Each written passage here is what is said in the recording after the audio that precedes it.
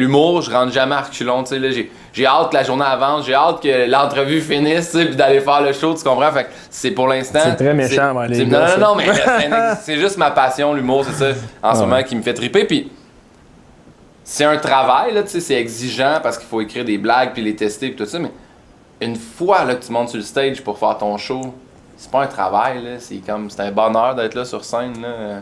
Débarquer du char, fait « Hey, mon fils! Ça va? » Je fais « Non, pas, ça file vraiment pas. » Il dit « Dis rien, mon gars. » Il m'amène dans le garage.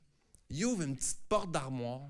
Il sort une pinte d'huile à tondeuse, 2 shooters de vitre. Il commence à verser ça. Je fais « Mais voyons, pas.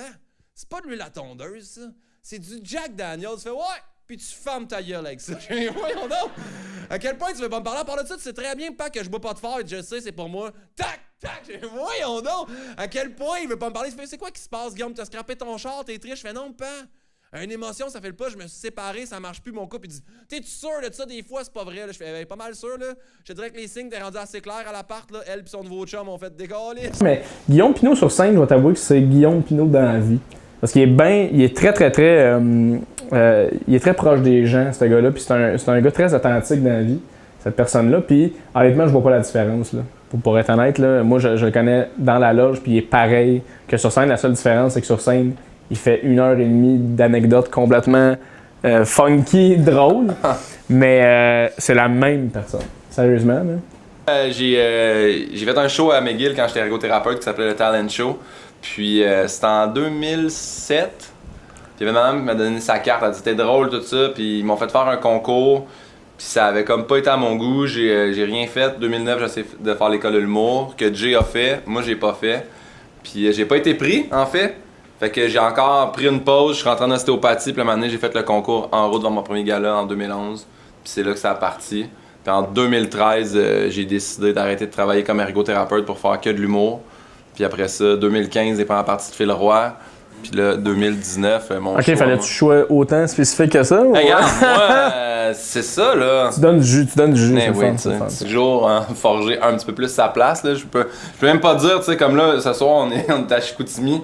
Puis sincèrement, je ne comprends pas ce qui se passe dans ma vie pour que je sois sold out à Chicoutimi parce que je connais personne à part Laurie Doucet ici, et puis là. Mais sinon, je pense que c'est un travail continuel. Ouais, mais oui. Puis moi, tu dis ça, mais tu sais, je pense que percer, c'est très, très, très relatif. Ça dépend des buts de chaque humoriste. Il y en a qui ils veulent vivre de ça, fait que pour eux, juste de payer leur loyer. Tu sais, moi, personnellement, c'est beaucoup ça. Tu sais, moi, je vis à Montréal, j'ai été serveur pendant longtemps. Ça fait 3 ans que je fais de l'humour, mais c'est la première année réellement que je vis de l'humour à temps plein. Fait que j'ai plus de travail on the side, puis je fais juste de l'humour. Fait que moi, déjà là, pour moi, c'était un objectif important pour moi. Fait que je te dirais que là, forger ma place, je le fais encore. Tu sais, c'est pas tout le monde qui me connaît, c'est pas tout le monde qui m'ont vu.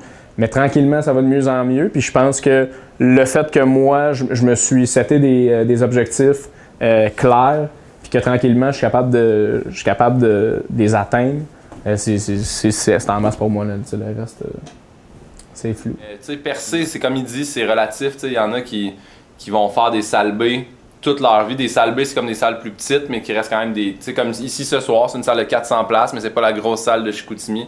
Moi, si je faisais des salles de même chaque soir, je serais super heureux. C'est sûr que le but, c'est de faire les énormes salles, puis de faire comme...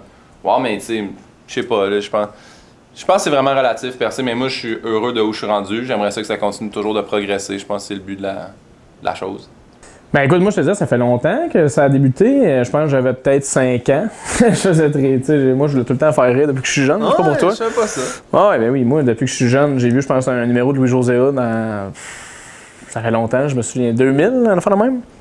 Puis j'ai commencé à triper, à vouloir faire de l'humour à cause de ça. Mais sinon, je te dirais que depuis 2013 là, que je me suis lancé professionnellement là-dedans. T'es vraiment un calice de menteur, hein, toi? Yeah. Pourquoi? Pas venir à ma fête, ça, c'était déjà trop de cul. Mais là, en plus, tu me mens en face. Hein? J'ai été ici toute la soirée. Hey, Jay, t'es-tu calme? Ta story Instagram, tu penses que je l'ai pas vue? Probablement, t'es allé manger avec 3 filles au Pacini. Ça, c'est de 1. Puis ensuite, vous êtes sortis dans un club qui s'appelle La Grenouille. C'est la petite grenouille. Ferme-la! Hey, toi, tu vois des filles à tous les soirs. T'es pas capable de te retenir un soir? Hein? Le soir de la fête de ton meilleur chum, non, monsieur, il faut le faux, esti! Attends, là, c'est parce qu'il faut que je t'explique, là. Laisse faire.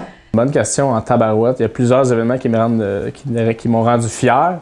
Je te dirais que, honnêtement, prendre les premières... Là, j'ai l'air du gars têteux à côté de lui, là, mais sérieusement, prendre les premières parties avec Guillaume, ça m'a donné un bon coup. Parce que faire des premières parties, t'as un peu un rôle ingrat. T'sais, parce que tu rentres sur scène, comme qu'il dit, puis le monde te connaisse pas, puis ils ont tous payé pour venir voir Guillaume Pinault. Fait que tu sais, moi j'arrive sur scène, je fais hey, moi je suis pas Guillaume Pinault, mais je vous demande 15 minutes, tu sais. Puis là le monde sont comme ouais, OK, vas-y, tu sais. Fait que c'est un peu comme difficile de là tu fais ta place, puis tranquillement à travers le numéro, les gens font comme OK, finalement il est bon, puis il est le fun. Mais ça me fait travailler énormément aussi là, je me forge une grosse carapace, je fais des belles salles au Québec que j'aurais jamais faites. Puis moi je fais beaucoup de plus de bars en ce moment encore. Puis grâce à lui, je fais des salles.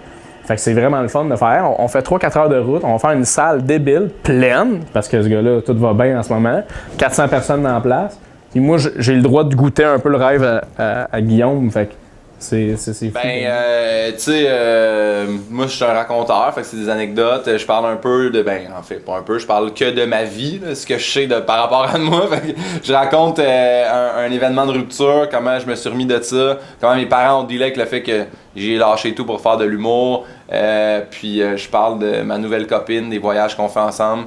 Puis je suis quand même, je dirais 97% d'autodérision là, dans ce spectacle-là. Là.